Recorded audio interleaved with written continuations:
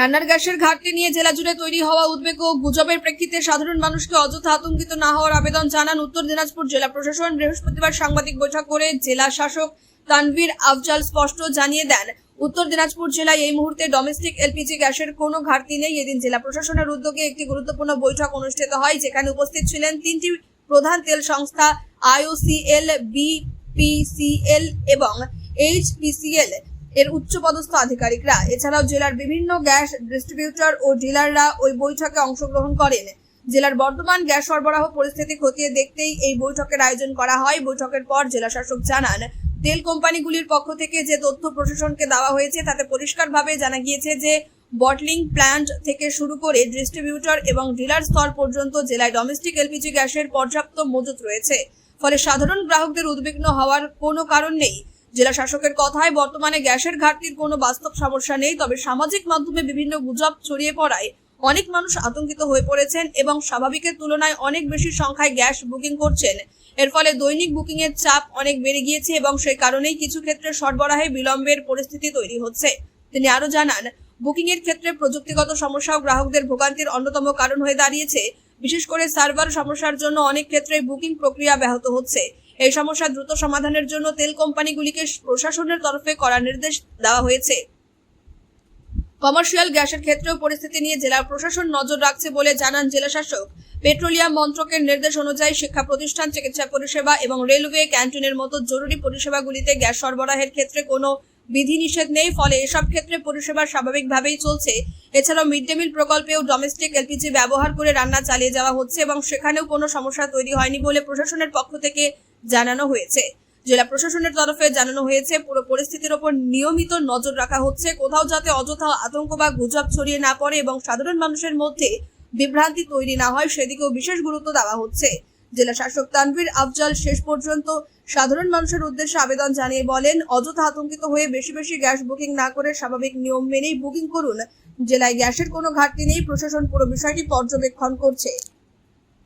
Educational institution, medical, আমাদের hospitals এবং railway ক্যান্টিনের ক্ষেত্রে যেটা আছে আর কি, সেটা আমাদের যেমন অ্যালাউ করা হয়েছে আর কি। তেল কোম্পানিরা যা বলেছেন যে ওখান থেকে নর্মালি যেটা আছে আর কি সেটা ওনারা পাবেন।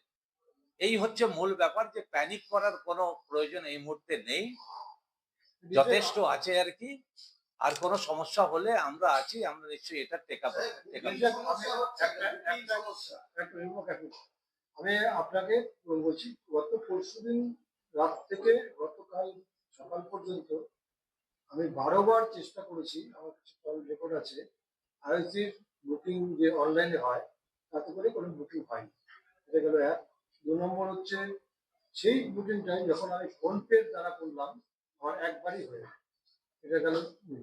3 নম্বর হচ্ছে, আপনি বলছেন এটা ডিলাররা বলছে যে না, এখানকার যারা ডিস্ট্রিবিউটর আছে, আমি আইওসির কথা বলছি, মডার্ন ডিস্ট্রিবিউটর, তার সাথে আমি কথা বলেছি। উনি আমাকে পরিষ্কার বলেছেন যে ওনাদের যে ওয়েবসাইট আছে আইওসি, সেই ওয়েবসাইটে ডিস্টার্ব আছে, সেটা যতক্ষণ না ঠিক হবে ততক্ষণ। আর সাধারণ মানুষ আগে যেখানে গ্যাস পেত, যখন বুক করতো তখনই পেত। এখন যদি ক্রাইসিস না থাকে তাহলে 25 দিনের একটা বাইন্ডিং জিরো কেন?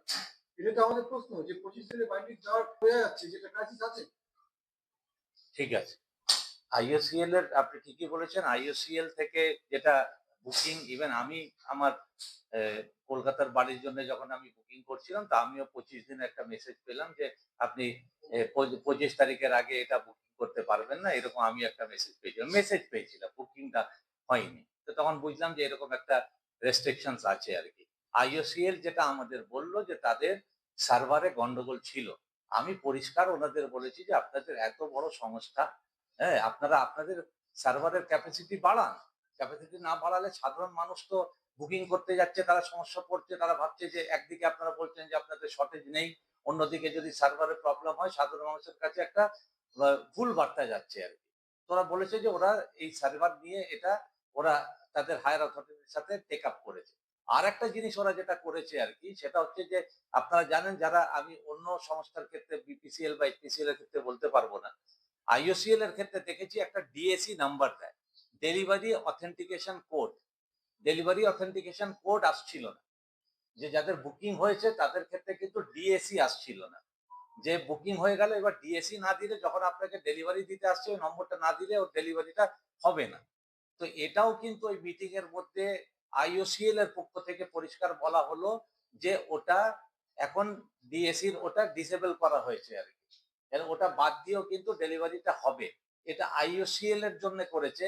তখন আমরা বিপিসিএল এবং এইচপিসিএল কে রিকোয়েস্ট করেছি যে তিনটেই তেল কোম্পানি যখন একটা সিদ্ধান্ত নেয় তো একই রকম সিদ্ধান্ত নেয়, তাহলে আইওসিএল যদি করে থাকে যে উইদাউট ডিএসি চলবে, তাহলে কেন এটা বিপিসিএল এবং এইচপিসিএল এর ক্ষেত্রে হবে না? তারা বলছে যে তাদের যারা হায়ার অথরিটি আছে তাদের সাথে কথা বলে এই ব্যাপারটা তারা মীমাংসা করবে। 3 দিন ধরে কিন্তু স্যার এই বুকিংটা এখনো হ্যাঁ, পর্যন্ত চালু আচ্ছা, আছে। আইওসিএল এর ক্ষেত্রে যেমন ওরা বললো যে সার্ভারের প্রবলেম, কিন্তু বুকিং নিচ্ছিল।